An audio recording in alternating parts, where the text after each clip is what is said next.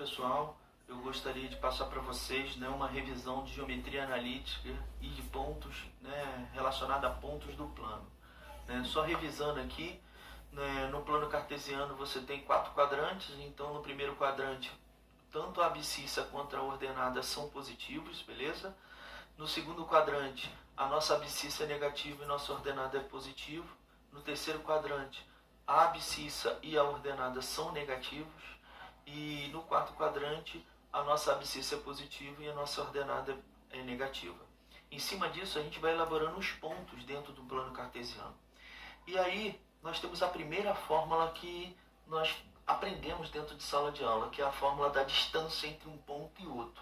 Aqui é a fórmula da distância, que é xb menos xa mais yb menos ya, em cima da raiz.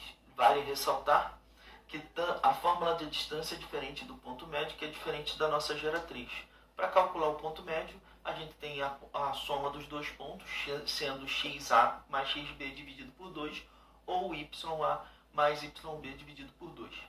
Outro fato importante que a gente estudou, mas é só para relembrar, é sobre o ponto equidistante aos outros. Isso é diferente de ponto médio, beleza? Quando eu digo que um ponto tem a mesma distância ou é equidistante ao ponto A e o ponto B, eu estou dizendo o seguinte, que este ponto ele não está alinhado. Se ele estiver alinhado, ele é um ponto médio. Se ele não estiver alinhado, é a mesma distância daqui e a mesma distância do ponto B. Nós falamos também sobre estudo da área. Isso aí para a galera que vai fazer o ERG e tal, isso é extremamente importante. Por quê? Para você calcular a área de um triângulo, tendo suas medidas, é moleza. Mas quando você tem vértices, aí você tem que analisar e utilizar os recursos de matrizes. Então, só para você lembrar, eu tenho um ponto A, e tenho um ponto B, e tenho um ponto C. Eu sei os vértices desses 3 pontos. Então, o que eu vou fazer? Eu vou montar uma matriz. Essa matriz, inicialmente, eu vou ter xa, ya, xb, yb, xc, yc. Na minha terceira coluna, forma vertical, eu vou estabelecer a unidade de 1 na primeira linha, a unidade de 1 na segunda linha e a unidade de 1 de terceira linha. E aí eu tenho uma matriz de ordem 3. Sendo que eu sei que no conceito da matriz de ordem 3, o que acontece? A gente pega e vai repetir as 2 primeiras colunas. E ali eu vou calcular minha diagonal principal e minha diagonal secundária. Então eu sei que meu determinante, quem é diagonal principal menos diagonal secundária? É o meu determinante. Vale ressaltar também uma coisa extremamente importante. Em alguns momentos, ou talvez na sua maioria, esse determinante, né, ele vai acabar dando negativo. Se ele por acaso der negativo, a fórmula é simples. Por quê? A fórmula da área de um triângulo através do vértice é 1 sobre 2, olha aqui, ó, um módulo do determinante. O que significa esse módulo? Que eu vou transformar esse número negativo em positivo. Então eu vou ter 1 vezes o número que vai ser positivo, que é o valor do determinante, dividido por 2.